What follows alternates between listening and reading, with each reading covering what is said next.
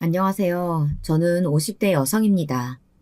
제가 어제 무심코 라디오를 듣다가 충격적인 이야기를 듣게 됐는데요. 지금의 4, 50대는 위로는 부모님께 효도를 해야 하고 자식들에게는 글쎄 효도도 바랄 수 없는 그런 세대라고 하더라고요. 그걸 미정산 세대라고 한다네요. 그 소식이 어찌나 저에겐 딱 공감이 되던지 정말 슬프고 소름이 돋았네요. 요즘 젊은 애들은 아이 낳기를 싫어하고 결혼도 하지 않으려고 하잖아요. 한국도 이미 초고령화 사회가 되었다고 하더군요. 제가 6, 70대에는 어떻게 될지 상상만 해도 끔찍하네요. 저는 일찍 결혼해서 애들은 이미 성인이 되었는데요. 큰딸은 시집을 갔고 작은 아들은 다행히 취업이 돼 열심히 회사에 다니는 중이고요. 남편은 가난 말기입니다. 아니, 이제 전 남편이라고 해야죠. 저는 지금 남편과 이혼 소송 중이거든요. 제가 어쩌다가 인생이 새로 시작되는 황금기에 남편과 이혼을 하게 되었는지 여러분은 궁금하지 않으신가요? 그럼 지금부터 제가 당한 어이없고 황당한 스토리를 들려드릴 텐데요. 어쩌면 청취자분들도 뒷목을 잡으실 정도로 화가 나실 수도 있지만 끝까지 들어주세요. 제 사연을 잘 들어주시고 부디 청취자님들의 현명한 댓글 부탁드립니다. 그럼 우선 제가 살아온 이야기부터 하겠습니다. 저는 파주 시골 출신이에요. 지금은 그곳에 새로 큰 출판단지가 생긴 걸로 알고 있지만 예전에는 정말 논이랑 밭밖에 없던 곳이었거든요. 춥기도 엄청 춥고 전방이라 군부대도 많던 곳이었어요. 저는 그곳에서 태어나 소녀 시절을 보냈습니다. 제 부모님은 농사를 지으셨어요. 평생 땅밖에 모르고 고생만 하다 돌아가셨죠. 지금은 두 분 다 돌아가시고 안 계시지만 말이에요. 저는 제 친정 부모님만 생각하면 눈물부터 나옵니다. 제가 시집 온 후 시댁 부모님과 남편만 챙기다가 친정 부모님의 임종도 못 보고 두 분 다 보내드렸거든요. 지금 생각하면 제가 왜 그렇게 바보처럼 살았는지 정말 후회가 됩니다. 부모님이 살아계실 때 자주 찾아뵙고 효도도 해드렸으면 정말 좋았을 텐데요. 저희 부모님은 딸 둘, 아들 셋, 이렇게 5남매를 키우셨어요. 그 중에 저는 둘째 딸이고요. 농사밖에 모르시던 부모님은 돈을 모으는 대로 논밭을 사 쌀농사며 밭농사를 지으셨습니다. 저는 어릴 적에 부모님이 농사 짓는 분들이라는 것이 싫었어요. 다른 친구 집 부모님들은 슈퍼도 하시고 정육점도 하시는데 왜 우리 엄마 아빠만 하루 종일 논밭에서 고생해야 하는 건지. 부모님이 농사를 지으신다는 이유로 어렸을 적 언니와 제가 집안일을 도맡아 했던 생각을 하면 지금도 몸소리가 쳐집니다. 하지만 오빠와 동생들은 남자라는 이유로 집안일은커녕 자기가 먹은 그릇조차 치우지 않았습니다. 저와 언니가 오빠 동생들은 왜 집안일을 하나도 안 하냐고 불평을 하면 아버지는 이런 말씀을 하셨습니다. 제 부모님은 옛날 분들이라 다 그렇듯 남아선호 사상이 짙은 분들이었거든요. 아버지, 왜 오빠한테는 설거지 안 시키고 맨날 나한테만 시켜요? 저도 다음 주에 시험이란 말이에요. 기집애가 공부는 해서 뭘 해? 그냥 얌전히 집안에서 엄마나 돕다가 시집 가버리면 그만인 것을. 네 오빠가 잘 돼야 돼. 그래야 나중에 우리한테 돌아올 것이 있지. 저는 그런 부모님의 가부장적인 태도들이 싫었어요. 그런데 더 화가 났던 것은 아버지 밑에서 오냐오냐 비호만 받으며 아무것도 안 하는 큰오빠였습니다. 큰오빠는 항상 아버지가 그런 말씀을 하실 때마다 아버지 뒤에서 혀를 내밀며 저를 약올렸거든요. 그러면서 하는 말이 더 가관이었어요. 내가 이 집안에서 왕이야. 내가 이 집안 이끌고 나갈 장남의 장손이니까 누나도 너도 다 소용없어. 내가 엄마 아빠 모시게 될 거니까 내가 지금 대우받는 게 당연한 거지. 그래. 우리가 늙으면 큰오빠한테 부양받아야 하니까 너희들은 억울해할 거 없어. 너랑 네 언니야 다 시집 가면 그만이지. 남의 식구 될 거잖아. 그런데 아이러니한 건 제 큰오빠는 부모님을 1년도 안 모시고 돌아가실 때까지 시골에서 그냥 방치했다는 거예요. 세상에 이런 불효자식이 있을까요? 저는 그 당시에 친정부모님께 딸이라고 하도 구박을 받고 차별을 받아 지금도 그게 너무나 가슴에 맺혀 있어요. 그래서 제 아이들은 그렇게 키우지 않으리라고 굳게 다짐을 했습니다. 제 언니는 그런 차별 대우를 받으며 반쯤은 체념을 했었죠. 그래서 언니는 저처럼 아버지에게 불평도 하지 않고 그저 묵묵히 자기 할 일을 했습니다. 마치 엄마처럼요. 저는 그런 큰언니를 볼 때마다 답답했어요. 언니는 화도 안 나? 왜 딸만 차별 대우받고 살아야 돼? 언니도 아버지한테 한번 불평이라도 해봐. 됐어. 어차피 이 한국 사회에서 여자의 위치는 그런 거야. 난 나중에 절대 결혼 안 할 거야. 공부 열심히 해서 해외 나가서 살 거야. 언니는 정말 그 말 그대로 부모님이 고등학교 진학을 반대하자 집을 나가버렸어요. 지금은 미국에서 큰 한인 슈퍼를 운영하며 잘 살고 있고요. 미국인과 결혼도 했어요. 하지만 그때는 저희 집에서 난리가 났죠. 아버지랑 고등학교 진학 때문에 싸운 다음 날 언니는 바로 가출을 했거든요. 그것도 부모님이 모아두신 그때 당시 돈 100만 원을 가지고 나갔어요. 친정 부모님은 크게 놀라 경찰에 실종 신고를 하셨어요. 하지만 누가 봐도 가출이 명백한 사실이라 경찰에서는 언니의 행방을 찾는데 크게 신경 쓰지 않았습니다. 어머니는 딸이 걱정되어 울고 밥도 못 드셨지만 아버지는 제 언니의 행방보다 그 돈 100만 원을 가지고 나간 것만 괘씸했는지 이놈의 기집애 잡히기만 하면 가만 안 둘 거야 하시면서 매일 술을 드시고 길길이 날뛰셨습니다. 결국 언니는 못 찾고 그대로 부모님의 가슴 속에 남았어요. 그때부터 저 역시 매일 속으로 생각했어요. 이놈의 집구석 내가 고등학교만 졸업해서 나가겠다고요. 그렇게 저는 친정부모님에게 아무것도 기대하는 것 없는 채로 고등학교를 졸업했어요. 아버지는 제 언니가 고등학교 진학을 못하게 되자 집을 나갔던 것을 보시고는 저한테는 고등학교까지는 마치라며 허락을 하셨습니다. 그렇게 고등학교를 나온 후 저는 집을 떠났습니다. 제가 집을 떠날 때 어머니는 대학 학비를 못 대줘 미안하다며 우셨습니다. 하지만 저는 드디어 지긋지긋한 집구석을 떠날 수 있다는 것만 해도 참 좋았어요. 제 집에서 정말 하녀처럼 온갖 집안일을 다 하고 그것도 모자라 농번기엔 농사일까지 동원되어야 했거든요. 제 큰오빠는 대학 가야 한다며 하나도 시키지 않는 농사일을 저는 동생 둘과 함께 해야만 했습니다. 그리고 저는 이제 우리 동네 쪽으로는 침도 안 뱉겠다고 말하며 고향을 떠나 서울로 나갔어요. 20살이 되어 처음 보았던 서울은 확실히 파주보다 번화하고 일자리도 많은 별천지였습니다. 저는 부모님의 도움을 일체 받지 않았기 때문에 처음에는 고생도 많이 했어요. 상고를 나와 격리 일을 해봤지만 저는 가만히 앉아서 사무직으로 일하는 것은 적성에 맞지 않았습니다. 그래서 한 1년 하고 바로 그만두었죠. 그 후부터는 월세방을 전전하며 하루 벌어 하루 먹고 살았던 적이 있었어요.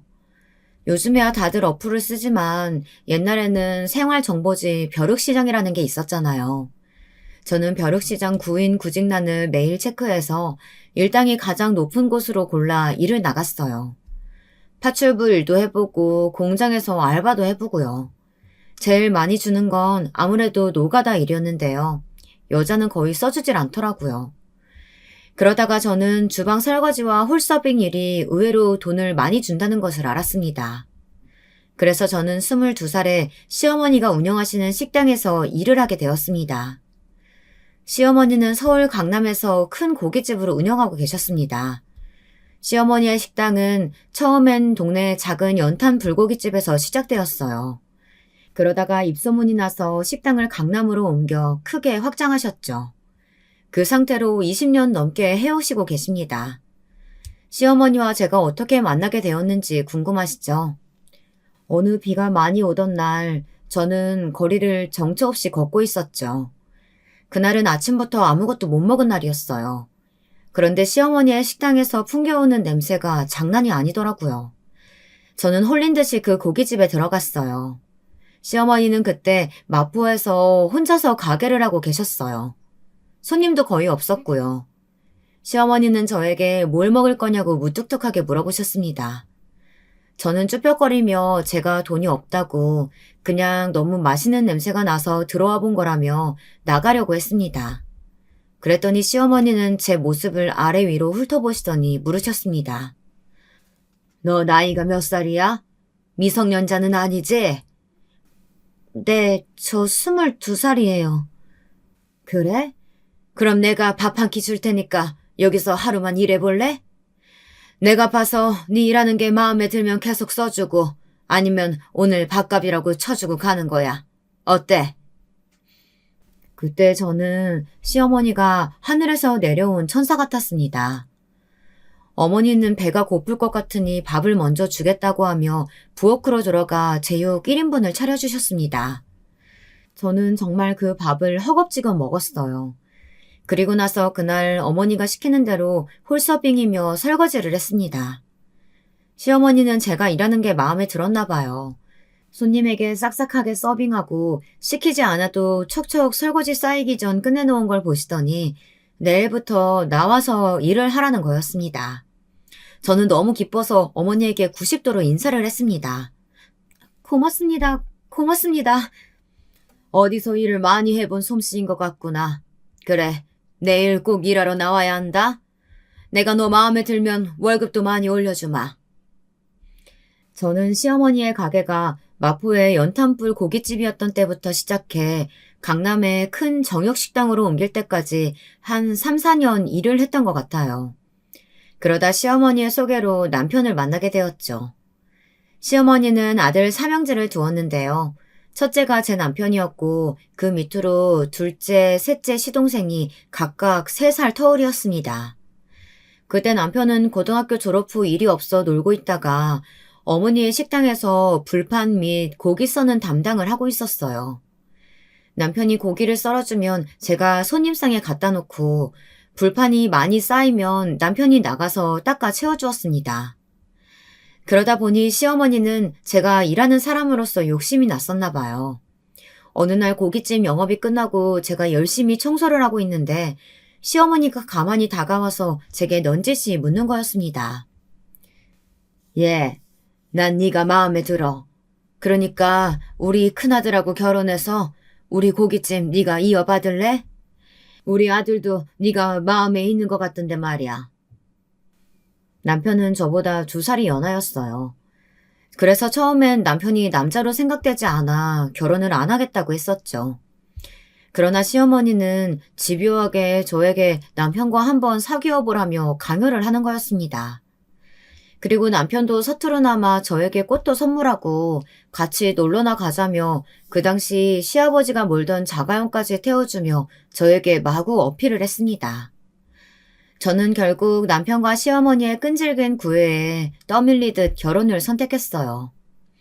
사실 저는 월세 생활을 하면서 그 월세값만 아끼는 것만으로도 좋겠다 생각하고 있었거든요.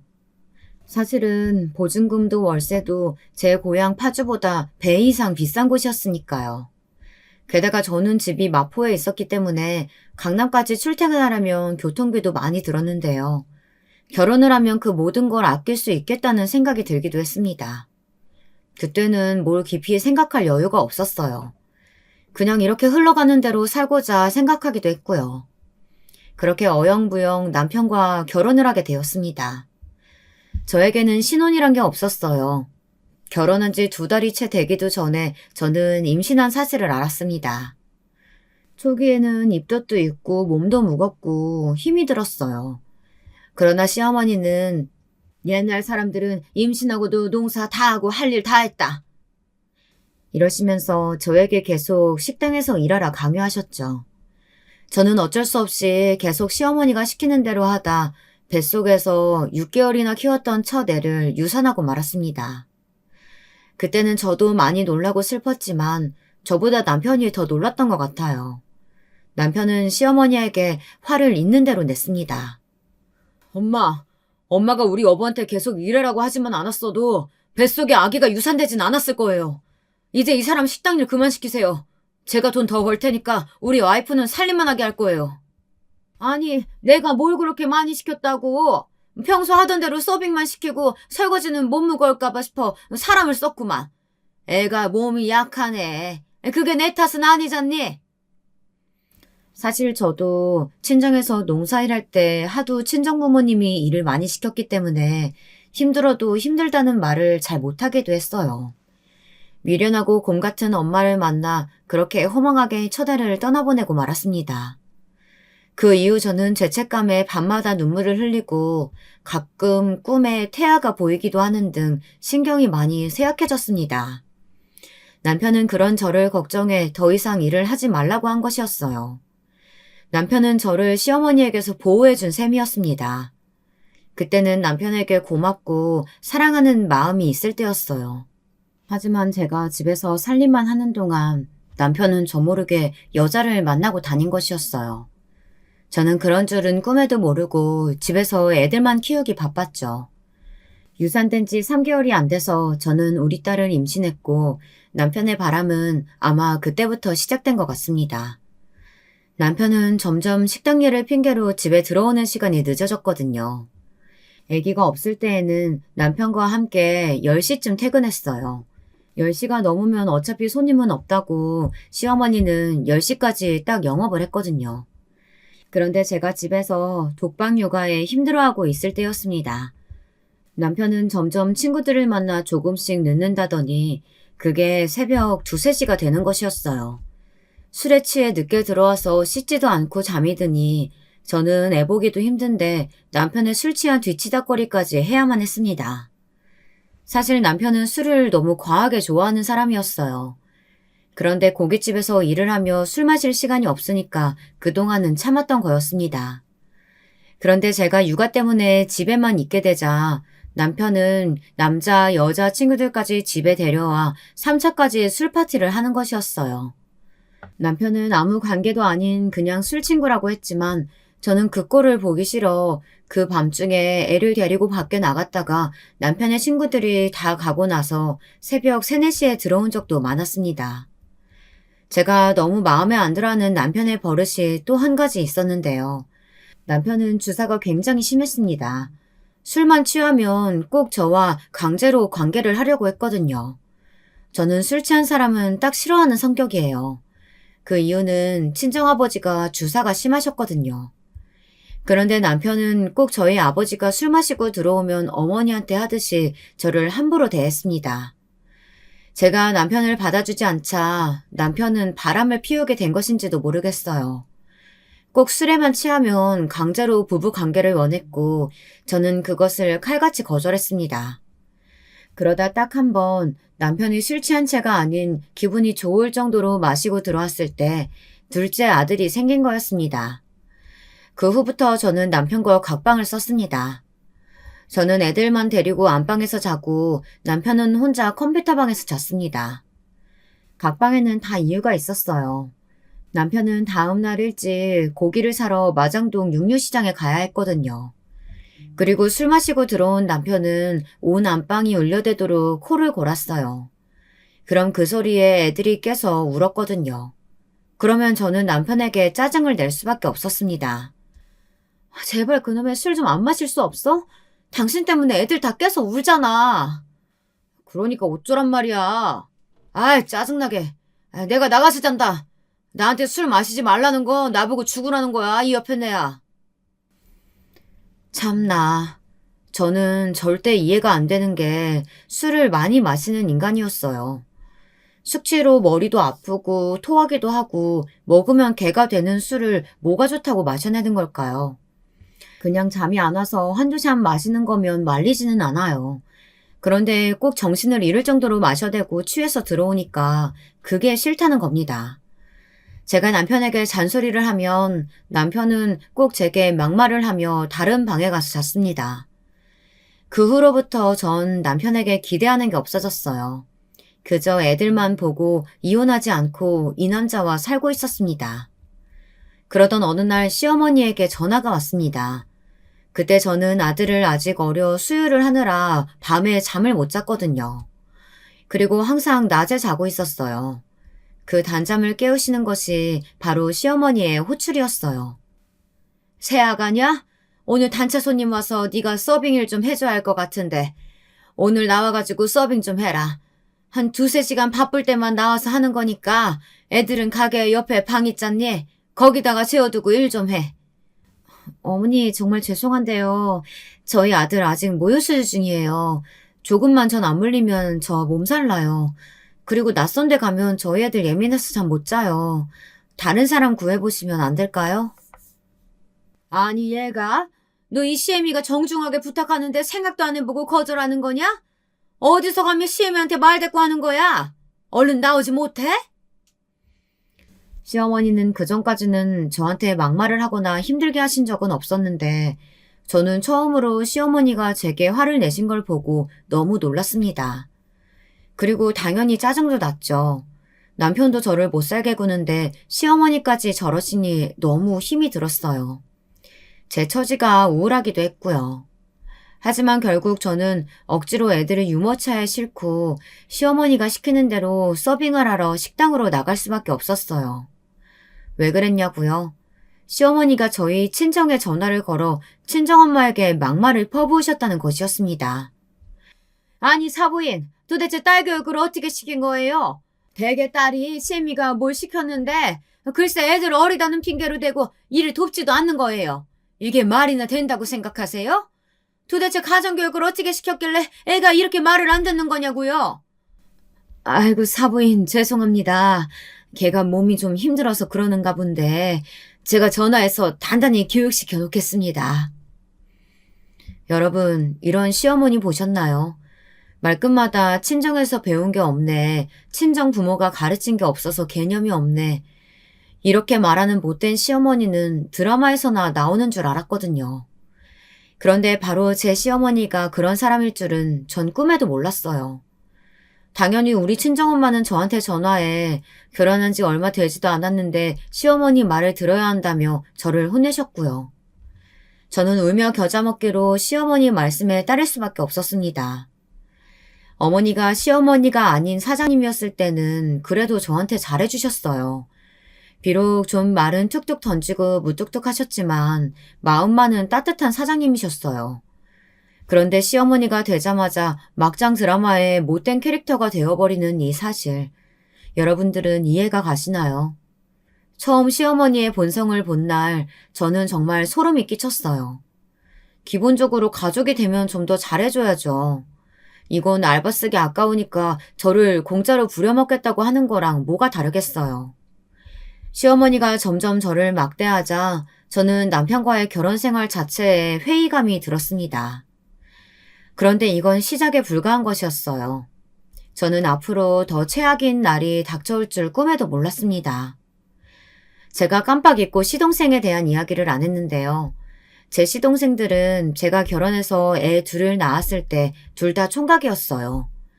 둘째 동생은 막 레지던트가 된 여자친구를 사귀고 있었는데 그 여자가 나중에 제 동서가 됐거든요. 근데 이 동서는 정말 자기 혼자 잘난 여자였어요. 그리고 막내 시동생은 대학생이었습니다. 막내 시동생은 그래도 제가 시집살이 당하고 있으면 시어머니에게 제발 그러지 말라며 제 편을 들어주기도 했었어요. 그래서 저는 나중에 막내 시동생을 좀 챙겨줬습니다. 시동생이 결혼할 때 선물로 냉장고를 해주었거든요. 막내 시동생은 고마워했지만 문제는 그 막내 동서가 될 여자였어요. 막내 동서는 입을 삐죽거리며 이렇게 말하는 게 아니겠어요? 아, 이거 아울렛 제품이랑 백화점권 부품부터가 다른데. 형님, 제가 형님 되실 거라서 높아심에 얘기하는 건데요. 하이마트 제품은 사지 마세요. 좋은 건 다 백화점에 있어요. 선물을 주시려면 좀 좋은 거를 주시지. 아, 역시 가난한 사람은 보는 눈이 없나 봐. 저는 막내 동서의 비꼬는 말을 듣고 정말 어이가 없었습니다. 시동생이 예뻐서 큰맘 먹고 100만 원이 넘는 냉장고를 선물로 줬는데 막내 동서는 하나도 고마운 기색도 없고 고맙다는 소리도 안 하는 거였습니다. 저는 화가 나서 이걸 반품해버릴까 생각도 했는데 그냥 시동생을 봐서 참았거든요. 그런데 동서들은 아주 제 신경을 건드리고 싸가지가 없긴 마찬가지였어요. 제 큰동서는 레지던트 2년차에 시동생과 결혼을 했는데요. 그때 시어머니는 아주 한바구음을 지으셨어요. 우리 집에 의사 며느리가 들어왔다면서 이제 본인도 친구들에게 자랑거리가 생겼다는 것이었습니다.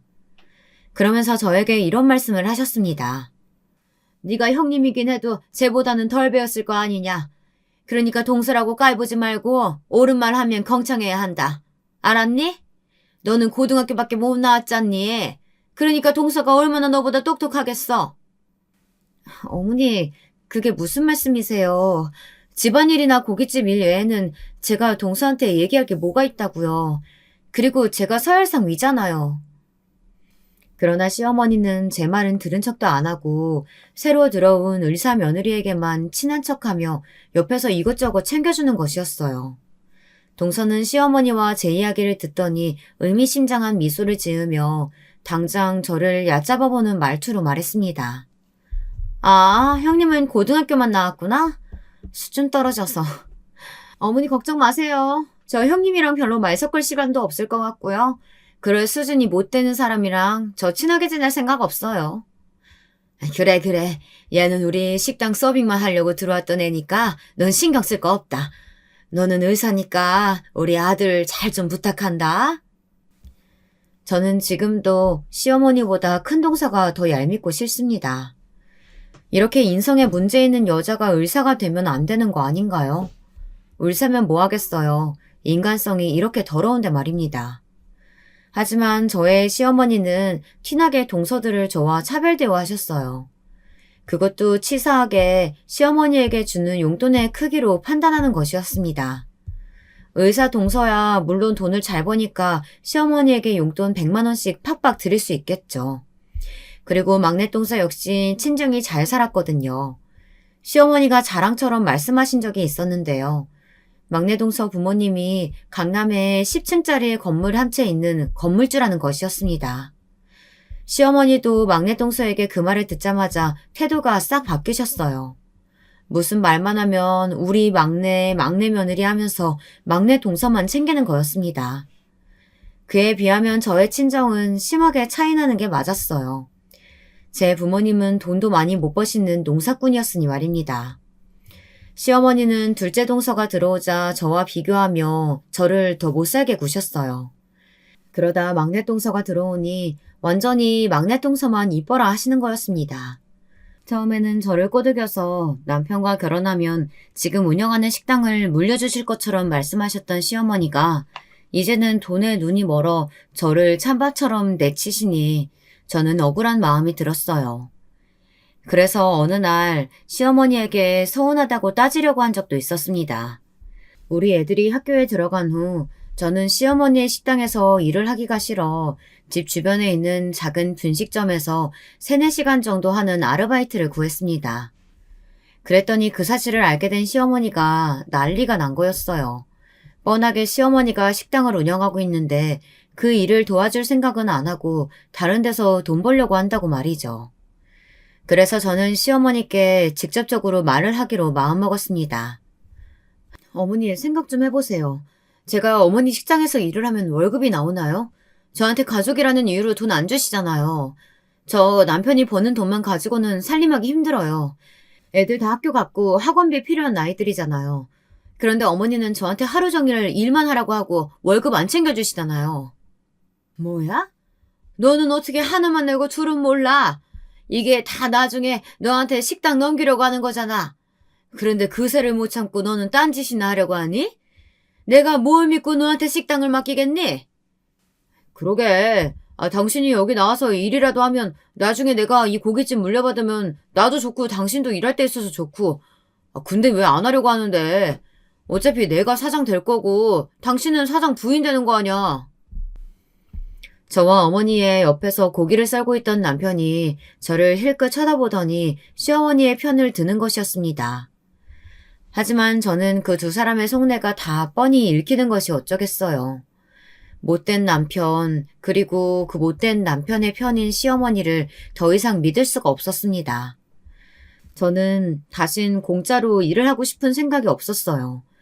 그래서 한 달에 다만 120만 원이라도 주면 홀서빙 일을 생각해 보겠다고 했죠. 그랬더니 시어머니는 얼굴이 붉어지면서 화를 마구 내셨어요. 야, 이런 도둑년의 심보 같은 이라고. 내가 홀서빙 알바애한테 한 달에 얼마 주는 줄 알아? 88만 원 줘. 근데 너는 똑같은 시간 일하고 120만 원 뜯어가겠다는 거냐? 됐다. 나 너한테 일 안 시킬 테니까 네 마음대로 살아. 저희 시어머니는 아르바이트 애들에게 박하셨어요. 그러다 보니 대학생들은 한두 달 일하다가 다 말도 없이 그만둬 버렸거든요. 그러고 나면 꼭 시어머니는 저한테 이렇게 무임금 노동을 시키셨어요. 저도 그걸 뻔히 알고 있었기 때문에 시어머니에게 그 당시로는 큰 월급을 제시했던 거였습니다. 결국 저는 시어머니의 무임금 노동에서 빠져나올 수 있었어요. 그리고 집 근처에서 아르바이트를 하다 힘들면 쉬고 또 다른 일을 찾고 그런 생활을 계속했습니다. 보험 영업을 해보고 카드 정수기 영업도 하고요. 그러다 홈쇼핑 콜센터가 저에겐 적성에 맞더라고요. 9시부터 16시까지 콜센터 일을 했고 그 일로 아이들 학원비며 부족한 생활비를 보태면서 살았어요. 한 군데 전착을 하니까 제 능력을 인정받아 직급도 올라갔습니다. 지금은 팀장의 자리에 올라 있어요. 월급도 나름 많이 받고 있습니다. 아마 그래서 지금이라도 저는 남편과 시댁을 잘라내고 새 생활을 하려 생각한 것도 있어요. 코로나가 유행하기 전에 있었던 일인데요. 그때 마침 설 연휴가 시작되던 때였거든요. 저는 홈쇼핑 일 때문에 시댁에 바로 가지 못했어요. 설에 더 바쁜 일이 홈쇼핑이잖아요. 그런데 설 명절 전에 시어머니는 저에게 무리한 요구를 하셨습니다. 그날 아침도 바빠서 겨우 세수만 하고 나가려는데 어머니가 전화를 하셨더군요. 예, 이번 명절에 우리 식당에 단체 손님 오는데 네가 그날 일 좀 해줘야겠다. 네 동서들은 이런 일 해본 애들 아니니까 너밖에 할 사람이 없잖니. 어머니, 이런 일로 저 부르지 말라고 하셨잖아요. 저도 홈쇼핑 일 때문에 바빠요. 이번 명절 때 저희 회사의 일이 얼마나 많은지 모르시죠? 저 어쩌면 밤까지 일해야 할지도 몰라요. 전업주부인 막내 동생에게 부탁하세요. 제가 거절하자 시어머니는 화를 내며 미친 듯이 소리를 질러댔습니다. 뭐? 그깟 전화 받는 일 따위가 뭐가 대수라고 식당 일을 못하겠다는 건데? 너 이제 나이 좀 먹었다고 이 시엠이 가르치려고 드냐? 내 아들이랑 계속 살고 이 고깃집 이어받으려면 그딴 직장 얼른 때려치우고 이 시애미가 시키는 대로나 해. 시어머니는 저에게 있는 대로 소리를 지르시곤 전화를 딱 끊어버리셨습니다. 저는 정말 어이가 없어 말도 안 나오더군요. 이 집안 사람들은 다 자기밖에 생각 안 하는 이기적인 사람들이었어요. 며느리에 대한 배려라곤 눈꼽만큼도 없는 사람들이었죠. 저는 이때부터 이혼을 결심하고 준비해왔던 것입니다. 제가 이혼을 생각하게 된 두 번째 이유는 또 바로 있었습니다. 남편은 20년 넘게 한결같이 술을 매일 먹었고 바람도 피우고 있었거든요. 정말 인간 고쳐 쓰는 게 아니라고 하더니 그 말이 딱 맞았어요. 저는 그래도 애들을 생각해서 애들이 다 독립하고 나면 이혼해야지 하고 참고 살았습니다. 그런데 애들이 좀 크니까 오히려 저한테 아빠랑 왜 사느냐고 이혼을 권하더라고요. 우리 딸도 제 모습을 보는 게 너무 답답했다고 나중에야 말을 하더군요. 결혼을 하기도 전에 아빠에 대한 부정적인 모습만 보고 살았으니까요. 제 딸은 사실 결혼하고 싶지가 않았다고 했습니다. 하지만 저는 그런 딸의 마음을 그저 사춘기 아이의 반항이라고 생각했어요. 딸이 시집을 가기 전 저희 집에 와서 저하고 같이 잔 적이 있었는데요. 딸의 그 말을 듣고 저는 그의 손을 잡고 엉엉 울었습니다. 엄마, 이제라도 새 인생 살아요. 저도 아빠가 얼마나 우리 가정에 소홀하고 많은 여자들 만나고 다녔는지 다 알게 됐어요. 저 그 사실 알게 된 지 오래됐어요. 하지만 그때는 제가 아빠를 성토하고 비난하기는 무서웠어요. 친할머니도 아빠 편이잖아요. 그래서 아무 말도 못했어요. 미안해요, 엄마. 아니다. 네가 미안할 게 뭐가 있어. 잘못한 건 네 아버지인데. 이 엄마도 몇 번이나 네 아빠랑 이혼할 마음 먹었었는데 그때마다 너희들이 눈에 밟혀 못했던 거야. 나는 다행히 아빠랑 다르게 가정적인 남자 만나서 잘 살 거니까 엄마도 새 인생 사세요. 정말 그랬으면 좋겠어요. 딸은 제 손을 잡고 눈물을 흘렸습니다. 그때부터 저는 남편의 바람 피운 증거를 잡기 시작했어요. 남편은 상간녀를 만나는 것을 저에게 비밀로 했다고 생각했지만 저는 그 상간녀 이름도 알고 어디 사는지도 알았거든요. 그 여자는 바로 남편의 오랜 술 친구라는 년이었어요. 제 아이들이 어릴 때부터 남편은 그년을 그저 여자 사람 친구다라고 저에게 소개했었는데요. 저는 당연하게도 그 말을 안 믿었거든요. 세상 어느 누가 여사친이랑 모텔도 가고 새벽 3시까지 술 먹고 한답니까? 저는 남편의 씀씀이가 너무 크길래 남편 몰래 카드 내역서를 본 적이 있거든요. 그랬더니 그 짓을 하고 있더라고요. 제가 애들 육아에 치여있을 때 단란주점 가서 더럽게 놀고 그년과 함께 별 더러운 짓들을 다 했을 거라는 생각만으로도 저는 남편이 더럽고 역겹게 느껴지더군요. 하지만 저는 결혼 생활 내내 그 연년들의 꼴을 보고도 참았습니다. 아이들에게 상처 주기 싫어서요. 하지만 이제는 이혼을 해야 할 때라는 느낌이 강하게 들더군요. 딸까지 저렇게 말하니 남편은 이미 남편으로서 애들 아빠로서 믿음은커녕 아무런 가치 있는 존재도 아니란 것이 증명되었으니까요. 저는 애들을 위해서도 제 자신이 똑바로 서야 한다고 생각했습니다. 그래서 이번에는 명절 전날 시어머니의 식당에 갔어요. 굳게 마음을 먹고 갔죠. 시어머니는 제가 올 줄 알았다고 코드 숨치며 저에게 말씀하시더군요. 그래, 니까 년이 네 시애미 말 거역할 수 있을 것 같냐? 일하러 갔으니까 얼른 앞치마부터 하고 주문부터 받아. 시어머니는 제게 앞치마를 던져주며 저를 능멸하시더군요. 그래서 저는 시어머니 앞에 도로 앞치마를 던져버렸어요. 그리고 시어머니를 똑바로 쳐다보며 소리쳤죠. 어머니, 한 번만 말할게요. 잘 들으세요. 저 이제 당신 아들이랑 안 살아요. 애들도 다 컸고 이젠 내 인생 찾아서 이 집안이랑 인연 끊을 거니까 그렇게 하세요. 뭐야? 네가 감히 어디서 이 시미한테 망발이야? 너 친정에서 그렇게밖에 못 배웠어? 뭐 잘못 먹고 미친 거 아니니? 저는 이 집 하녀가 아니에요. 그리고 이제까지 말하고 싶었는데 어머니가 저만 동서들과 차별하고 막내토서만 특별 대우해주는 거 제가 모를 줄 아셨어요? 그렇게 저 20년을 참았어요. 더 이상 못 참아요. 말 나온 김에 하나 물어볼게요. 왜 저만 그렇게 식당에서 무임금 노동 시키신 거예요? 그건 네가 알아서 뭐 하려고 그래?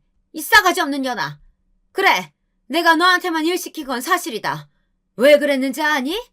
네 둘째 동서랑 막내 동서는 이 시애미한테 다들 달마다 100만 원씩 주더라. 그래서 네가 준 용돈 30만 원 따위는 내가 간에 기별도 안 가더라고. 그래서 이제껏 너한테 100만 원어치 몸으로 떼우라고 한 거야. 뭐 내가 잘못하기라도 했냐? 이기적이고 돈 욕심만 덕지덕지 붙은 팥쥐 엄마 같은 시어머니를 제가 왜 믿고 살았는지 모르겠어요. 저는 너무나도 화가 나고 황당했어요. 그럼 그 동서란 것들은 제 노동력 대신 돈으로 떼어온 거나 마찬가지잖아요. 그동안 저 혼자 이리저리 뺑이 친 것을 생각하니 도저히 참을 수가 없었습니다. 저는 분노로 부들부들 떨다 겨우 시어머니에게 빽 소리를 질렀어요. 이제 어머니 전화 와도 안 받을 거니까 다시는 연락하지 마세요. 되게 병신 같은 아들 병수발이나 들면서 노후 보내시게 되겠네요. 그거 참 쌤통이네. 그리고 행여 우리 애들 얼굴 볼 생각도 하지 말아요. 우리 아들, 딸들도 자기 아빠라는 인간이 얼마나 개 같은 인간인지 다 알고 있으니까요. 제 말을 듣자마자 시어머니는 제 멱살을 잡더니 뺨을 세게 때리는 거였습니다. 저는 식당 바닥에 쓰러졌고 고깃집에 있던 손님들은 상황을 지켜보다 도저히 안 되겠던지 제 시어머니를 막아서고 팔을 잡아 말렸습니다. 그때 남편이 주방에서 나타났어요. 이 미친 여편애야, 미쳤어? 왜 우리 엄마한테 대들고 지랄이야? 뭘 봐? 다들 구경 났어? 빨리 나가. 나가지 못해? 우리 아들 잘한다. 이 미친년부터 좀 쫓아내라. 이년 얼굴만 봐도 혈압 올라서 죽을 것 같으니까 얼른. 남편은 손님들을 다 쫓아내고 식당 문을 잠갔습니다. 시어머니는 자기가 저를 때려놓고는 갑자기 바닥에 퍼질러 앉아 우는 것이었어요. 정말 저는 그때 시어머니가 미친 거 아닌지 의심이 되더라고요. 이깟 뺨 한 대로는 저는 아무 충격을 받지 않았어요. 그만큼 이 집안이 지긋지긋했고 이 인간 말종들과 인연을 끊는데 뺨 한 대 정도면 싸게 먹히는 거라고 생각했습니다. 저는 당장 경찰서에 신고했습니다.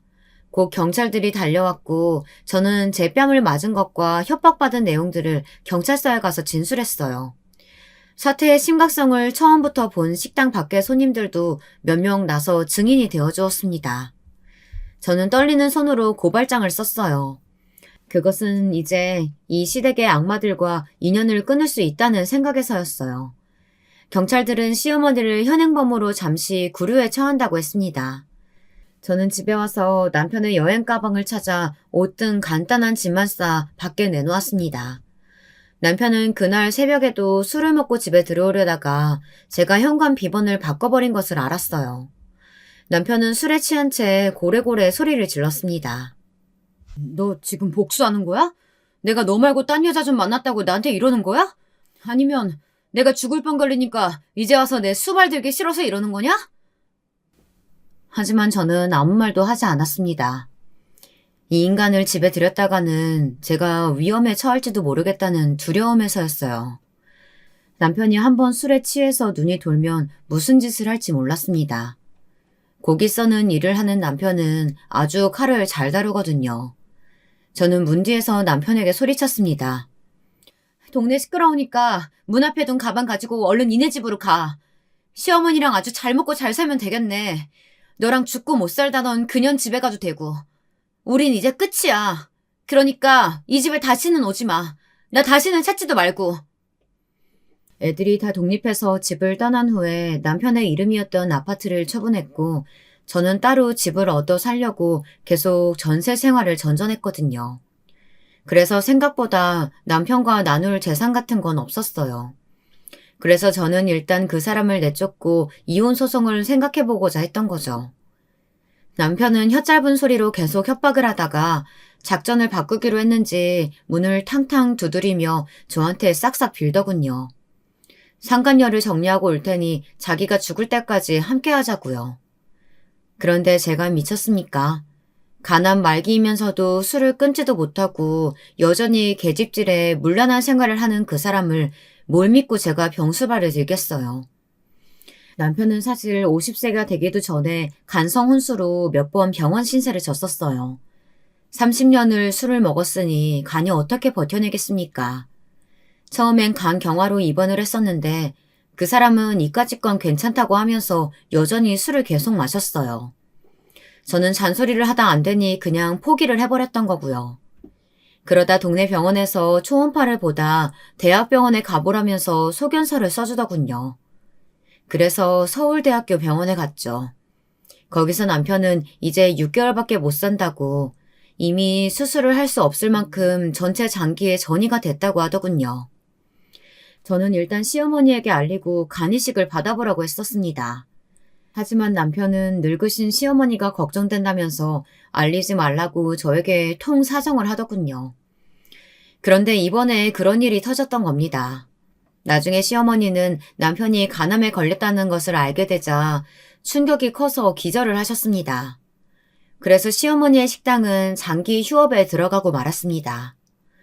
구급차에 실려가신 시어머니는 뇌졸중이라는 병명을 얻었습니다. 그동안 식당 일하면서 불규칙하게 사시고 밤 늦게까지 일하면서 야식으로 먹은 고기와 술이 문제였던 거죠. 그리고 시어머니는 혈압도 아주 높았거든요.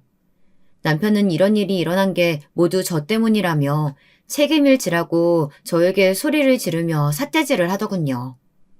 하지만 저는 이젠 우리는 남남이라고 못을 박았습니다. 이제 당신도 내 남편 아니고 어머니 역시 내가 책임질 필요 없는 거야. 난 지금 내놓은 집 팔리는 대로 필리핀으로 이민 가기로 했어. 그러니까 나 찾지 마. 다시는 당신 얼굴 보기도 역겨워. 싫어. 너 이렇게 독한 여자였냐? 우리 엄마는 그렇다고 쳐. 내가 불쌍하지도 않냐고. 나도 살 날 얼마 남지도 않았는데 이렇게 떠날 거야? 남편은 얼마 안 남은 시간을 좋은 것만 보고 살아도 모자랄 판에 제가 이혼을 하자고 대든다고 모든 것을 제 탓으로 돌렸습니다. 여러분 정말 어이없지 않나요? 술을 먹고 계집질한 것은 다 자기 선택이잖아요. 그래서 하나님이 벌을 내려 병을 준 건데 왜 그게 제 탓이 되는 건가요? 저는 이렇게 지옥 같았던 결혼 생활 30년을 끝냈습니다. 그 후 시댁 사람들은 어떻게 되었느냐고요? 시어머니는 뇌졸중으로 반신마비가 되어 의사 동서의 도움을 받았지만 아직 거동이 불편한 상태예요. 그리고 남편은 상간녀에게 버림당하고 어머니 식당에서 일하며 암투병을 하고 있습니다. 이제는 살도 모두 빠져 완전히 다른 사람이 되었다고 딸이 말해주더군요. 그 사람은 시어머니가 반신마비로 은퇴하는 바람에 고깃집 사장이 되긴 했지만 언제 죽을지 모르는 상태입니다. 이런 답 없는 시댁에서 저는 탈출하길 정말 잘했다는 생각이 드네요. 요즘은 필리핀이란 나라의 이민에 대해 알아보고 있습니다. 아들은 제가 그곳으로 가면 엄마를 어떻게 보냐고 하며 섭섭해했지만 저는 네가 시간 내서 놀러 오면 되지라고 말해줬어요. 어차피 그 애도 이제는 자기 삶을 찾아야 될 나이고요. 없는 게 훨씬 나은 아버지와의 인연을 끊겠다고 하더군요. 그리고 딸과 사이 역시 자기가 애들 낳으면 필리핀에 데리고 놀러 오겠다 하며 제 새 출발을 응원하고 축하해 주었습니다. 제가 이민을 가면 일은 어떻게 하냐고요? 요즘에는 재택근무라는 제도도 있어서 저는 팀장 일을 그쪽 사람들과 화상회의하면서 하기로 회사와 합의를 했어요. 정말 편리한 세상이 아닐 수 없습니다. 그리고 필리핀에서도 제가 다니는 홈쇼핑 회사에 지사를 내려고 준비 중에 있는데요. 저한테 그쪽 일을 맡기면서 능력에 따라 팀장에서 이사 대우도 해주겠다고 하더군요. 여러분, 제 파란만장한 시댁 탈출기를 어떻게 들으셨는지 궁금하네요. 저는 지금부터 제 2의 인생 시작이라고 생각하려고 합니다. 비록 결혼은 거지 같은 남편과 못된 시어머니를 만나 힘들게 끊어냈지만 앞으로 나아갈 인생은 긍정적으로 살려고 노력할 생각입니다. 저는 다시는 결혼하지 않을 생각이에요. 혼자가 좋기도 하고 동네 할머니들 말 맞다나 남자들은 다 그놈이 그놈 같으니까요. 혹시나 필리핀에 가서 제 인연이 나타난다면 모르지만 지금은 절대 남자는 만나고 싶지 않습니다. 제가 드릴 이야기는 여기서 끝입니다. 쌀쌀한 밤 공기에 감기 조심하시고요. 긴 글 읽어주셔서 감사합니다. 안녕하세요. 인천에 살고 있는 워킹맘입니다. 사연 채널 듣다 보면 저처럼 힘든 시기를 겪은 분들이 많은 것 같아 위안이 되는데요. 저 역시 그런 시기가 있었답니다. 다름 아닌 시댁 때문인데요. 시댁, 정말 옛날에는 말만 들어도 몸이 떨릴 정도로 징그럽고 싫었답니다. 시어머니가 문제였는데요. 시어머니는 저의 존재를 무척이나 탐탁지 않게 여겼습니다. 제가 시댁 문턱을 넘기 전에도 저를 한 식구로 들일지 말지에 대해 시아버지와 이야기하시며 꽤나 마음고생을 시키셨죠. 남편이 중내, 사내, 만에 하여 어쩔 수 없이 결혼을 허락하시면서도 이건 널 봐서가 아니고 내 아들 진섭이 때문이다. 진섭이를 봐서 허락해주는 거니 잘해라. 네, 알겠습니다. 이런 말씀을 하시곤 했습니다.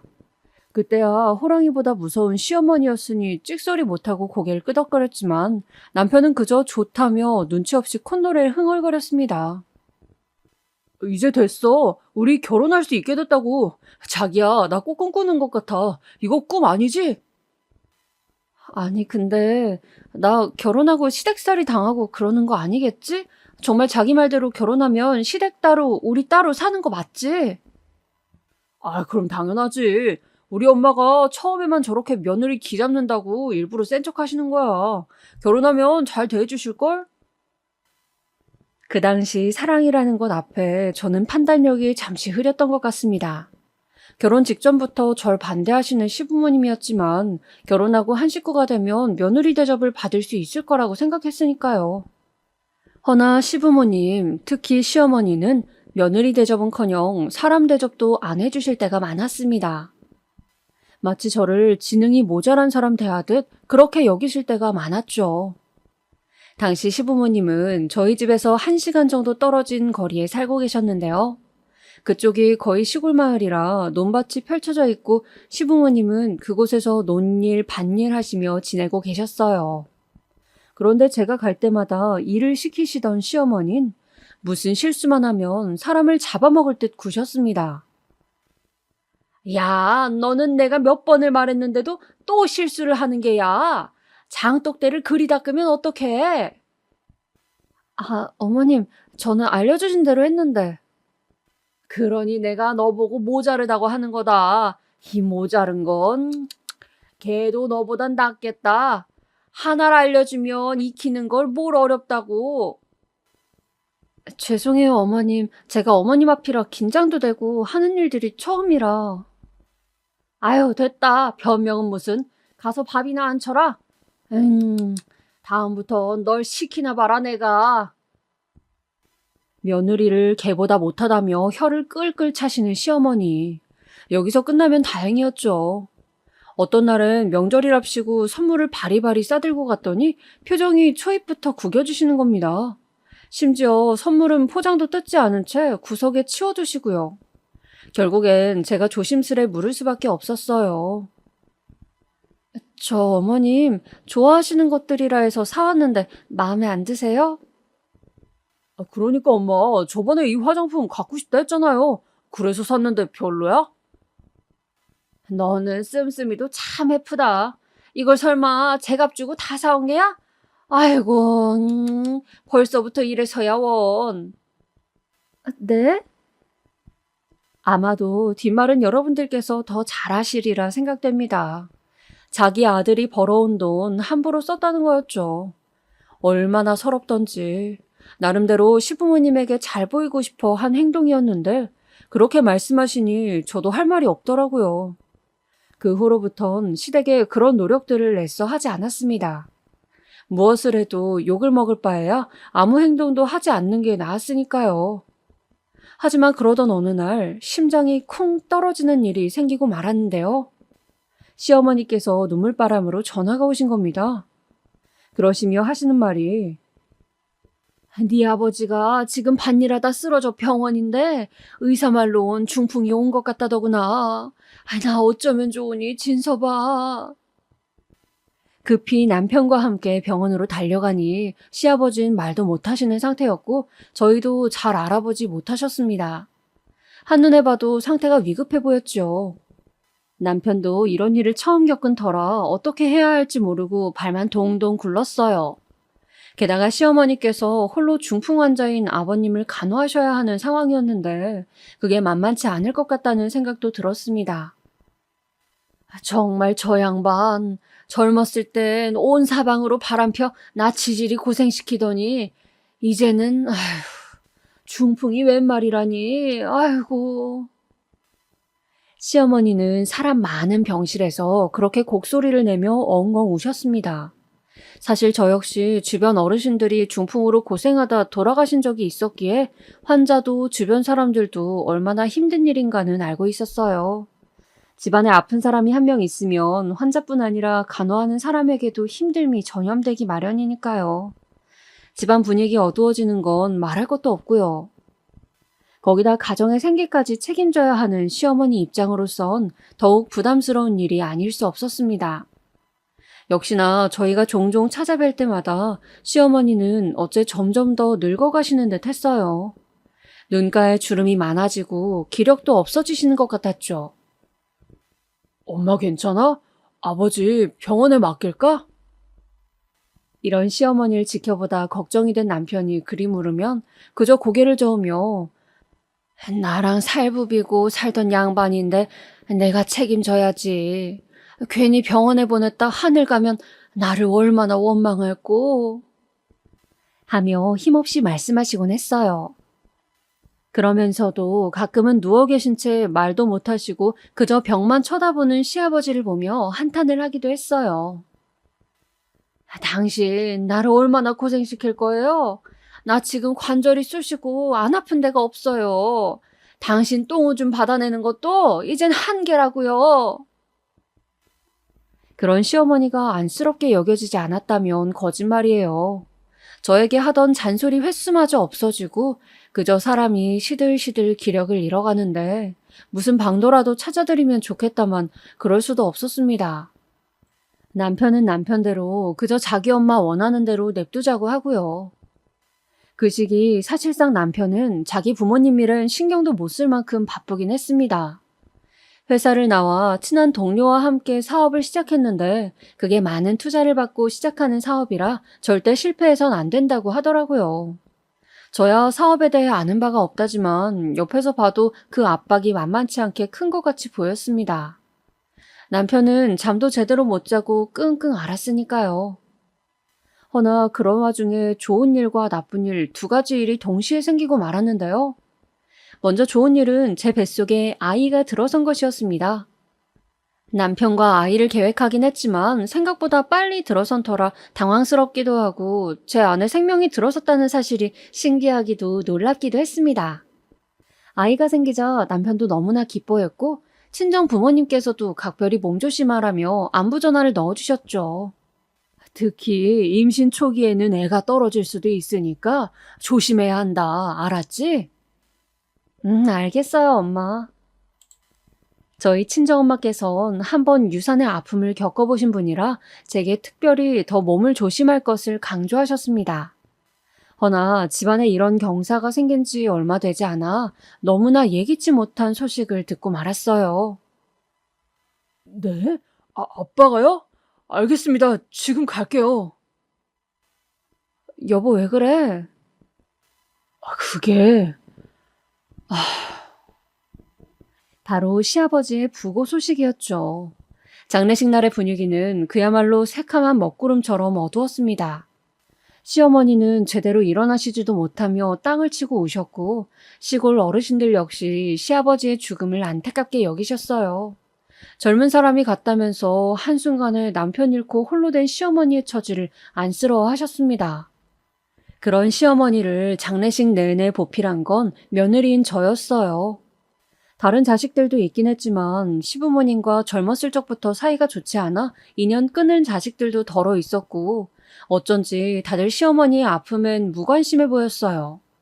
결국 며느리인 제가 시어머니를 옆에서 챙길 수밖에 없었죠. 나중엔 남편마저 장례가 끝나고 이런 말을 하더라고요. 참, 우리 형들도 비정해. 뭐가? 아버지 장례식인데도 저렇게 얼굴 빼꼼 내비치고 가버리잖아. 아무리 인연 끊었다 치지만 진짜 이러는 법이 어딨어? 인간 같지도 않은 것들. 남편은 짐승만도 못한 인간들이라며 분개했어요. 시어머니 역시 자식들이 그리 나오니 내색하진 않았지만 엎친 데 덮친 격 그 상심도 크신 것 같았어요. 장례가 끝나고 시아버지를 완전히 보내드리고 난 뒤엔 시어머니를 집까지 모셔다 드렸지만 가는 동안에도 아무 말 안 하셨고 도착하신 후에도 그저 묵묵히 하늘만 바라보실 뿐이어서 조금 걱정이 되더라고요. 어머님 괜찮으세요? 됐다. 이제 가라. 나 혼자 있으련다. 그래도 엄마 같이 있어야지. 나도 회사 잠깐 안 나가도 돼. 가라니까 귀찮다. 가라 제발. 혼자 있고 싶다. 시어머님께서 그리 혼자 있을 수 있다고 가라 하니 저희 부부도 어쩔 수 없이 심란한 얼굴로 돌아왔어요. 가끔씩 남편은 시어머니를 걱정하여 주말에 저와 함께 댁에 다녀오자고 할 때가 있었고 그럴 때면 저도 기꺼이 따라 나섰지만 시어머니는 그대로였습니다. 갈 때마다 왜 왔냔 반응이었죠. 그렇게 저는 애를 품은 채 태교를 하고 남편은 남편대로 바쁜 나날을 보내던 무렵이었습니다. 그러던 어느 날 장을 본 사이 저희에게 연락이 와 있었습니다. 전화를 받아보니 시골 이장님이셨어요. 이장님께서는 다급한 말투로 얼른 여기로 와봐야겠다라고 말씀하셨어요. 무슨 일인데 그러세요? 그게 말이야. 자네 시어머니께서 오늘 아침에 농약 먹으려던 걸 발견해서 지금 내가 옆에 있는 중이라네. 혹시나 허튼 짓 할까 싶어서 말이야. 네? 어머님께서 농약을요? 네, 시어머니께서 바로 농약을 먹으시려 했다는 거예요. 황급히 남편과 가보니 시어머니는 그새 체중이 더 빠지셨는지 몰골이 말도 못하게 야위어 계셨습니다. 저희가 와도 본체 만체 그저 허공만 바라보셨고 죽어야 하는데 내 수명이 너무 길다라는 말씀만 늘여놓고 계셨죠. 답답했던 남편이 엄마, 아빠 따라가려고 농약 먹으려 했던 거야? 정말 그런 거야? 라고 묻자 그럼 내가 살아서 뭐하니? 낙도 없고 이젠 늙어서 사는 것도 귀찮다 하시더군요. 아, 남편의 입에서도 제 입에서도 한숨이 절로 나왔습니다. 이런 상황을 막으려고 그간 저나 남편이나 일부러 시어머니 댁에 왔다 갔다 했던 건데 말이죠. 결국 시어머니를 뒤로하고 남편과 밖으로 나와 상의를 하게 됐죠. 엄마, 이대로 둘 수 없을 것 같아. 아무래도 우리가 모시고 살아야 할 것 같은데 당분간만이라도 당신 괜찮겠어? 남편의 조심스레 묻는 말에 저는 그렇게 하자 고개를 끄덕였어요. 물론 시어머니가 저를 좋게 대해주었던 건 아니었지만 저렇게 쓰러져가는 어머니를 나 몰라라 하고 두는 것이 제 입장에서도 마음이 편치 않았으니까요. 당시만 해도 미우나 고우나 내 시어머니이니 내가 모시고 살아야겠다는 생각이 있었던 때였습니다. 그렇게 남편은 시어머니를 태우고 저희 집으로 모시고 들어왔습니다. 시어머니께선 집에 들어온 며칠간은 별 말씀도 없으셨고 밥도 제대로 안 드셨어요.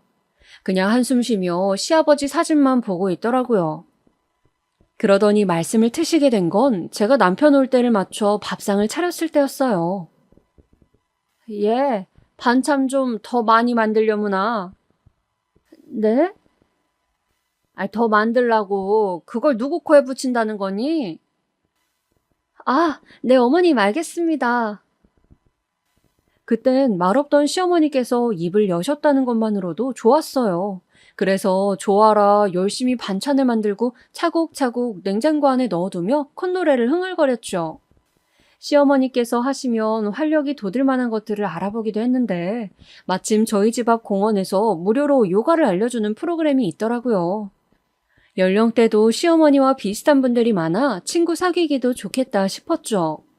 그래서 가기 싫단 손을 이끌고 어머님 한번 해봐요. 해보면 또 막상 다르잖아요. 너무 재미있을 것 같은데요? 하며 데려가기도 했습니다. 허나 시어머니는 잔뜩 입이 나와선 아유 너는 귀찮다니까 왜 이런 곳을 데려오고 그러니? 하며 성을 내곤 하셨죠. 어머님 정말 싫으세요? 그래 싫다니까. 나는 늙은이 냄새 맡는 것도 싫고 저런 것도 하기 싫어. 흉측하게 저게 뭐 하는 짓이니? 알겠어요. 그럼 그냥 우리 산책이나 해요. 걸으셔야 건강도 좋아지시니까. 시어머니 돌보기는 거의 애복이나 다름없었어요. 애를 낳으면 육아만도 분명 벅찰 텐데 내가 이 시어머니까지 어떻게 돌봐야 하나 걱정이 앞설 정도였죠. 게다가 시어머니는 이 외에도 점점 요구하는 게 많아지셨어요. 원래 식탐이 굉장히 많으신 분이었는데 입맛이 서서히 돌아오셨는지 자기 좋아하는 반찬들을 만들어내라고 하시곤 했어요. 불고기며 연근조림이며 멸치볶음, 두부조림. 저야 그저 일반 주부 정도의 요리 솜씨였기 때문에 시어머니의 그 까다로운 입맛을 맞춰가며 요리를 하기란 쉽지 않았습니다. 거기다 애 벤 채로 불 앞에 있으면 땀이 절로 흘렀는데 아무래도 배도 불러있는지라 요리하기가 더 쉽지 않았죠.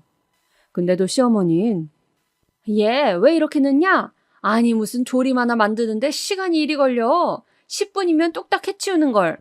됐다 내가 해야겠다. 나와봐라. 하곤 저를 밀어내곤 하셨죠. 아니 너 회사 일 하기 전에 자취하면서 혼자 요리해 먹고 그랬다 하지 않았니? 아님 집에서 엄마가 이런 것도 안 알려주든? 아이고 여자가 살림하는 게 이래서야 집안이 돌아가겠어? 애 낳으면 잘도 돌아가겠다 아주. 솔직히 말해 시어머니가 이런 푸념 섞인 말을 내뱉으며 국자를 휘저으시면 그 옆에 있던 저는 절로 위축될 수밖에 없었습니다. 시간을 주고 기다려주면 될 걸 늘 자기 멋대로 하시며 나오는 말들을 입 밖으로 내뱉으시는 어머님에게 섭섭할 수밖에 없었습니다. 그래도 그땐 뭐 아버님을 잃으신 슬픔이 아직 가시지 않아 그러시겠지 하며 넘어갔어요. 생각해보면 그게 얼마나 머저리 같은 일이었는지 지금에서야 알게 되었지만 말입니다. 남편은 당시 출장이 굉장히 많았어요. 사실 시어머니와 저 사이에 남편이라도 있었다면 차라리 분위기가 좀 나았을 텐데 무슨 놈의 출장이 그리 많은지. 출장을 줄이면 안 되겠냐 해도 회사 일이 원체 바빠 그럴 수가 없다 했습니다.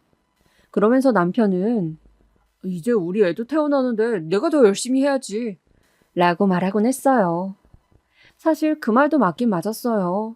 저야 어차피 육아하느라 일을 하지 못할 텐데 남편이 저희 집 생계를 이끌어가는 이상 열심히 해서 하루빨리 회사가 자리 잡히고 안정되는 게 저희의 미래에 도움이 되는 길이었죠. 그래서 만삭 때까지 다른 여자들은 남편이 이것도 사다 주고 저것도 사다 주며 신경 써주었다 하지만 저는 그런 거 일절 없이 지냈어요. 받기는커녕 오로지 시어머니 뒷바라지, 이게 제가 하던 주된 일이었죠. 그리고 그렇게 시간이 흘러 10달을 꽉 채우고 우리 보물 같은 아이가 드디어 세상에 나오게 되었고 그간의 고생을 보상하는 듯 너무 잘생긴 아들이었습니다. 눈망울이 똘망똘망한 아들을 품에 안자 이제야 제가 드디어 엄마가 되었다는 사실이 실감이 났죠. 다만 제왕절개를 한 터라 한 달간 배가 타들어가는 고통을 겪으며 산후조리를 했어요. 남편도 꽤 비싼 산후조리원에 돈을 대주어 제게 거기 있다가 오라며 지원해 주었고요. 근데 산후조리원에 다녀온 뒤 육아에 뛰어들려고 하니 제가 아직 서투른 부분이 많잖아요. 시어머니는 여기에 꽤나 많은 참견을 하곤 했어요. 아마 요즘 젊은 분들도 공감하시는 분들이 많을 텐데요. 시어머니는 정말 많은 말을, 너무나 많은 말을 하곤 했어요. 모유 수유 꼭 해라, 분유 먹이지 말아라, 애 손발 차더라, 이유식은 꼭 네가 다 해먹여라, 공갈 젖꼭지 물리지 말아라, 편식하는 버릇 고쳐야 하니 밥상 앞에서 매를 꼭 들어라. 이루 말할 수도 없을 정도로 많았는데요. 오죽하면 그 잔소리에 지쳐 다시 시어머니가 우울했을 적이 그립기도 했을 정도였습니다. 이런 말씀드리면 제가 나쁜 며느리인 줄 아는데요. 그 정도로 시어머니의 잔소리는 상상 초월이었습니다. 물론 애 낳은 지 얼마 안 되는 초보 엄마이니 보시기에 답답한 게 많겠죠. 하지만 툭하면 나는 애 셋 다 키우고 남의 집 애까지 키운 사람이다. 모르면 내 말 들어라 하시며 자기 의견 강요하시는데 듣고 있기가 힘들더라고요. 그러다 보니 저도 슬슬 짜증이 나곤 했죠. 그러던 중 저희 애가 어느 정도 컸을 무렵이었을 때 기막힐 일이 터지고 말았는데요. 어머님께서 저희 애가 반찬 투정을 부린다고 갑자기 기다란 회초리를 들고 오시는 겁니다. 도대체 어디서 샀는지도 모르는 회초리를 말이에요. 어머니 지금 뭐 하시는 거예요? 애가 이럴 때 가만히 두면 못 써. 어머님, 저희 애 아직 3살이에요. 무슨 짓이세요 이게? 아유, 좀 가만히 있어봐라. 네가 뭘 안다고 이러니? 정말 말 그대로 막무가내였습니다. 말려도 회초리를 들어야 애가 밥을 먹는다 우기시는데 저희 아이는 그 사이 울고불고 난리가 났죠. 물론 옛날 어르신들이 그런 방식으로 아이 키우신다는 건 압니다. 근데 아무리 그래도 자기 애도 아닌 제 애한테 그런 식으로 교육하시는 거 차마 못 보겠더라고요. 그래서 저도 참지 못하고 말씀드렸죠. 어머니 의견 알겠는데요. 우리 주영이는 엄마인 제 교육 방침대로 키울게요. 어머니가 이러시는 거 솔직히 불편하다고요. 이러다 제가 병 걸리겠어요. 오죽하면 저도 시어머니에게 이런 말을 했을까요? 허나 제 심정은 생각도 못하시고 어머니는 어머니대로 난리가 나셨더라고요. 뭐라고? 옛날 어르신이 이런 지혜로운 말씀을 해주시면 감사합니다 하고 받들 줄 알아야지. 아이고, 네가 뭘 안다고 설치긴 설쳐. 그리고 요즘 따라 내 말은 왜 그리 토를 다니? 내가 살림 봐주고 네 애 봐주는 건 생각 안 하니? 어떻게 너 같은 애가 며느리로 들어왔는지? 이래서 여자 잘못 들이면 집안이 망한다는 말이 나오는 거지. 어이가 없었습니다. 어머님이 살림을 도와주시다니요? 만약 그랬다면 저야말로 고마워하며 받들었겠죠. 말씀드렸지만 어머님의 음식 입맛 맞추려고 꼬박 4시간도 서서 음식했던 사람이 저입니다. 근데도 그런 건 하나도 몰라주시고 자기 말을 그저 듣지 않았다며 제게 큰 소리 치시는데 정말 울분이 터지더라고요. 그 순간 저도 화가 나 버럭버럭 소리를 치고 말았죠. 어머님 제발 저 좀 그만 괴롭히세요. 저도 지친다고요. 육아 스트레스에 시어머니 스트레스에 이 일을 중재해주지 못하고 밖으로 놔두는 남편에 아마 모든 것이 참다 참다 폭발한 것 같았어요.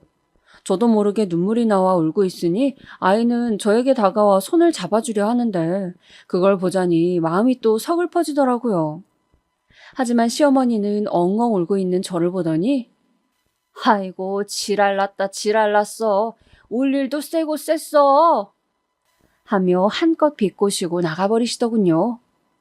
그때 처음으로 깊이 후회했던 것 같습니다. 시어머니를 모시고 온 것을 말입니다. 처음부터 집에 모시고 오지 않았다면 이런 일도 없었을 텐데 그리고 저는 그날 남편에게 출장 취소하고 집에 오라는 말을 남긴 뒤 진지하게 방 안에서 이야기를 나누었습니다. 나 이대로는 어머니랑 같이 못 살겠어. 왜 또? 왜 또라니? 당신 어머님 정말 비위 맞추기 어려운 분이야. 당신은 자식이라 모르지? 내가 지금 어떻게 살고 있는지 알아? 우리 애 육아하기도 바빠 죽겠는데 어머님까지 옆에서 아이 마냥 떼쓰고 잔소리하고 이러다 내가 병 걸려 죽겠다고. 아유, 알았으니까 그만하자. 내가 엄마한테 얘기할게. 미안해, 일하느라 신경 못 써줘서. 남편이 그날 저를 많이 달래주어 화가 조금 풀리긴 했다만 시어머니는 소용이 없었어요. 남편이 이야기하긴 했습니다. 애엄마한테 잔소리 그만하시고 잘 지내보라고요. 자기 나름대로는 경치 좋은 곳에 어머니를 모시고 가 좋게 대화를 잘 끝냈다고 하는데 어머니는 변한 게 없었습니다. 남편이 중재를 못했던 거죠. 그렇게 남편 없이 시어머니와 단둘이 사는 그런 살얼음판 같은 나날이 이어졌습니다. 그리고 시간이 지나다 보니 저도 어머니 쪽으로만 신경 쓰지 않고 서로 말없이 지내게 되었죠. 그게 더 마음이 편하기도 했고요. 아이가 조금 더 크자 저는 아이를 어린이집에 보내고 이제는 일을 하기 위해 일자리를 알아보게 되었습니다. 지금이야 남편 벌이로도 충분하긴 했지만 애가 크면 그에 맞는 돈이 또 들어갈 거고 아무래도 제가 일하는 게 더 안정감이 있겠더라고요. 그래서 여기저기 일을 알아보는데 갑자기 시어머니께서 저녁을 먹고 나선 저를 불러 앉히시더니 이런 말씀을 하시더라고요. 너 그거 일 알아보는 거 하지 말아라. 네? 그게 무슨 말씀이세요? 나보고 애 보란 소리 아니냐? 너 직장 나가면 애는 누가 보라고 그러는 거니? 어머님, 저 오전에 하는 일로만 알아보고 있어요. 그 시간에 아이는 어린이집 보낼 거고요. 예, 어린이집을 무슨 벌써부터 보내려 한다니? 너 편하려고 애를 희생시켜야겠니? 어머님, 무슨 희생이에요? 무슨 그런 말씀을 하세요? 아무튼 나는 애 안 본다. 그것만 알아둬라. 허리 아파. 애 볼 여력 없어. 기가 찼죠. 이 집에 사시면서 하는 일이라곤 그저 먹고 자고 가끔씩 친구들 불러들여 노는 것뿐인데 그래놓고 자신은 애 못 본다고 선언부터 하시니 말입니다. 허나 어쨌든 저도 불안하게 제 애를 시어머니에게 맡길 생각은 하지 않았으니 계속해서 일자리를 알아보았습니다. 그리고 근처 순댓국집에 아르바이트생으로 취직했어요. 저녁 손님이 많지 점심에는 그닥 손님이 많지 않아 일하기도 편했고 같이 일하시는 이모들도 좋아 나름 만족하며 일을 했던 것 같아요. 벌이는 얼마 되지 않지만 그래도 오랜만에 제 스스로 번 돈이라는 것에 뿌듯함도 느끼고 있었고요. 돈이 있으면 이 돈으로 아이 간식 하나 더 사줄 수 있고 커피점에 가 마시는 커피도 죄책감 없이 사 마실 수 있으니 더할 나위 없이 좋았죠. 그러던 중 저도 참지 못할 일이 터지고 말았는데요. 바로 제가 일하던 식당 유리창 너머로 충격적인 광경을 목격하고 말았습니다. 그날은 제가 저녁에 일하시는 이모와 시간을 바꾸어 일하던 날이었습니다. 이모님께서 딸이 아프다고 하셔서 바꿔드리고 오전부터 저녁까지 일을 하고 있었죠. 그 때문에 어쩔 수 없이 시어머니의 온갖 구박을 들으며 아이를 맡겨야 했지만 식당에 와선 아무렇지 않은 얼굴로 웃으며 일을 하고 있었죠. 그날따라 손님이 많아 정신없이 바쁘게 몸을 움직였던 것 같아요. 그러다 손님들이 빠져나갔을 때 짬을 내어 잠시 쉬고 있는데 낯익은 얼굴의 사람이 여자의 허리에 손을 두르고 걸어가고 있더라고요. 둘은 무척이나 익숙하게 스킨십을 하고 있었고 저는 멍하니 그걸 쳐다볼 수밖에 없었어요. 그리고 마침내 낯이 익은 얼굴의 눈동자가 제 눈동자와 마주친 순간 허둥지둥 놀라며 여자를 밀쳐내더군요. 여보, 뭐야 이 여자? 그게 있잖아. 당신이 오해하는 그런 사이 아니고 아는 동생이야. 바람 피고 있었어? 너무 화가 나 몸이 부르르 떨렸습니다. 그 순간에도 치졸하게 바람 피는 거 아니었다고 아는 동생이라고 둘러대는 남편에게 이루 말할 수 없는 배신감이 들었죠. 집에 맡겨진 아이 얼굴이 생각나면서 급기야 화가 폭발해 남편 놈의 멱살을 붙잡았습니다. 사람들이 지나다니는 길거리에서 어떻게 네가 나한테 이럴 수 있냐고 고래고래 소리를 질렀습니다. 나는 당신 어머님 모시고 독방 육아하면서 단 한 번도 당신이 바람피고 있다는 상상조차 하지 못했어. 우리 성실한 남편 가정 위에 열심히 돈 벌고 있으니 나도 돈 벌어야지 그 생각하고 있었다고. 근데 어떻게 이럴 수가 있어? 당신이 그러고도 사람이야? 네가 사람이야? 저는 그대로 길거리에 주저앉아 통곡했어요. 그 상황이 되니 사람들 시선이고 뭐고 보이지 않더라고요. 그저 흘러가 버린 내 청춘, 내 세월만이 떠오르며 그 지난 시간이 모두 후회와 자책으로 범벅되었습니다. 그런데 그때 결정적으로 남편의 상간녀가 던진 말은 저를 또 다른 구렁텅이로 빠뜨렸어요. 언니, 이 오빠한테 왜 이렇게 집착해요? 이 오빠 우리 가게 VIP예요. 만나는 여자가 나 하나만은 아닐 텐데요. 너 무슨 소리 하는 거야? 조용히 안 해? 왜? 나보고 아는 동생이라며? 아는 동생이 충고 좀 해주는 거야. 언니가 불쌍하니까 말해주는 거라고. 언니, 이 남자 바람핀 지 5년은 좋게 넘었어요. 가정 등진 지 오래라고요.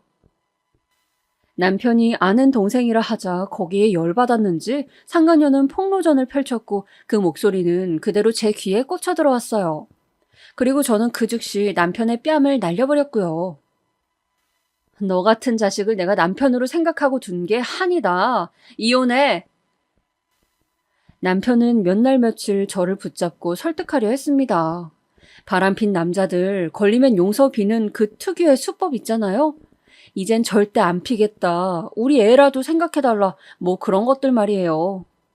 근데 오히려 저는 남편이 글이 나오자 더 역겨웠습니다. 그래서 친정 부모님께 알리고 바로 이혼 소송에 들어가려고 했죠. 근데 여기서 한몫한 게 바로 시어머니였습니다. 시어머니는 제가 아이 없고 친정에 가려 하자 저를 붙잡더라고요. 처음에 저는 당연히 회유하려는 거라고 생각했습니다. 근데 아니더라고요. 너 꼭 그렇게까지 해야겠니? 이혼 소송 말인가요? 네가 뭐 잘한 게 있니? 너도 잘한 거 없잖니? 그러니 남편 관리 잘했어야지. 남자들은 원래 그런 거다. 여자들이 관리 못하면 한눈 판다고. 지금 어머님 무슨 말씀을 하시는 거예요? 제가 그러니까 남편 바람피게 만든 장본인이라고요? 애 낳고 축 늘어진 몸으로 남편 맞이하고 있으니 걔가 널 여자로 볼 일이 있겠니? 내가 내 아들이라도 그랬겠다. 네가 소송까지 간다니까 하는 말이다. 괜히 소송이니 뭐니 일 복잡하게 만들지 말고 너 잘못도 있으니 인정하고 합의해라. 아마도 시어머니는 제가 이혼 소송에서 위자료 재산 분할이라도 많이 챙겨올까봐 그게 걱정이 되셨나 봅니다. 그러니 저러셨겠죠. 원래 제 성질 같았으면 집안을 뒤집어 엎든 한마디 아닌 10마디라도 했겠지만 왜인지 그 순간엔 마음이 차분해지면서 그러고 싶지가 않더라고요. 어차피 이제 시어머니도 아닌 남에게 감정 소모하고 싶진 않았달까요? 그래서 조용히 애를 데리고 집을 나와버렸습니다. 친정에 있는 동안은 마음을 많이 정리하려고 노력했던 것 같아요. 그런데 막상 이혼을 하려 하니 제 현실이 아직까지 아이를 키우기엔 부족하다는 걸 차츰 깨닫게 되더군요. 모아놓은 돈도 한 푼 없는 데다 제 힘으로 어린애를 돌보기엔 아직 부족했습니다. 인정하기 싫은 비참한 현실이었지만 그게 제가 처한 상황이었어요. 물론 남편이 주는 위자료도 어느 정도 있겠지만 그것만으로는 분명 한계가 있었습니다. 그래서 저는 결심했어요. 이번 한 번만 눈 감기로 말입니다.